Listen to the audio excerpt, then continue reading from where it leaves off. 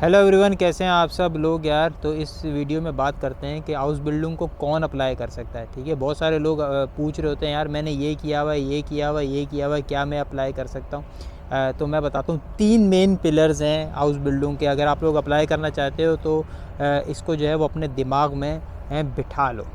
सबसे पहला आपका जो पिलर है वो है आपका स्कूल लीविंग सर्टिफिकेट। मतलब आपने मैट्रिक किया हो अपने कंट्री से, पाकिस्तान से। ठीक है, अगर मैट्रिक किया हुआ है ये बहुत ज़्यादा ज़रूरी है। बहरहाल अगर आप लोगों ने इंटरमीडिएट किया हुआ है, उससे ऊपर जितना गुड़ डालोगे उतना मीठा है, तो वो भी चल जाएगा। मगर मैट्रिक किया हुआ होना बहुत ज़्यादा ज़रूरी है। स्कूल लीविंग सर्टिफिकेट मांगते हैं। अगर आपके एम्प्लॉयर ने किसी भी तरह नहीं भी मांगा, क्योंकि कुछ लोग तो पैसे से आजकल जो है वो कॉन्ट्रैक्ट ख़रीद रहे हैं ना, 2-3 हज़ार यूरो दिया और कॉन्ट्रैक्ट ख़रीद लिया। वहाँ तो वो कोई डॉक्यूमेंट मांग रहा ही नहीं है, क्योंकि कॉन्ट्रैक्ट के ही पैसे हैं। वो लेके जब आप एम्बेसी में जाओगे तो वहाँ पे वो लोग आपसे मांगते हैं आपके सर्टिफिकेट्स वगैरह।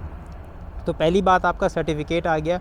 दूसरी नंबर पे आपके पास जो है वो बहुत इंपॉर्टेंट चीज़ है आप लोगों की लैंग्वेज। अच्छा, लैंग्वेज की भी कोई ख़ास रिक्वायरमेंट्स ऐसी कहीं पे कुछ लिखा हुआ नहीं है कि आप लोगों के पास जो है वो B1 या B2 होना चाहिए, या फिर आप लोगों के पास जो है वो C1 हो, या कोई इस तरह की कहीं पे कोई नहीं, या गोएथे का जो है वो सर्टिफिकेट हो।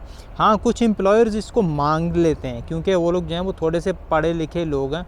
तो फिर वो लोग कहते हैं कि यार इस बंदे को जो है होना चाहिए इसके पास ये चीज़, क्योंकि अगर उसके पास सर्टिफिकेट ही नहीं है तो वो कैसे काम करेगा और हमें कैसे पता। ठीक है, तो बहरहाल बहुत सारे लोग नहीं भी मांगते इसको, तो वो क्या करते हैं, आपसे एक इंटरव्यू कंडक्ट कर लेते हैं स्काइप के ऊपर, उसमें वो लोग बातचीत का पता चला लेते हैं। मगर एम्बेसी के अंदर जब आप लोग अप्लाई करने के लिए जाते हो, उनकी जो ऑफिशियल वेबसाइट है वहाँ पर साफ साफ लिखा हुआ है उनको B1 का जो है वो रिक्वायरमेंट चाहिए।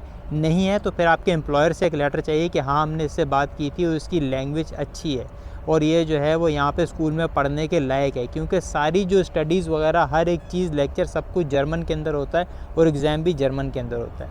तीसरी चीज़ है आप लोगों की एज आप लोगों की 18 प्लस होनी चाहिए। अगर आप यूरोप के बाहर से अप्लाई कर रहे हो, ठीक है, तो फिर आप लोगों की एज जो है वो 18 प्लस होनी चाहिए और 18 से 65 के बिटवीन होनी चाहिए, क्योंकि यहाँ पे अभी फ़िलहाल जो रिटायरमेंट एज है वो 65 है। मतलब 62 की एज होनी चाहिए, क्योंकि 3 साल लगेंगे कंप्लीट करने में। ठीक है, तो 62 से 18 के बिटवीन आप लोगों की एज होनी चाहिए। ये 3 पिलर्स जो हैं वो अपने दिमाग में आप लोग बिठा लो और उसको मद्देनज़र रखते हुए कोई भी अप्लाई कर सकता है हाउस बिल्डिंग के लिए।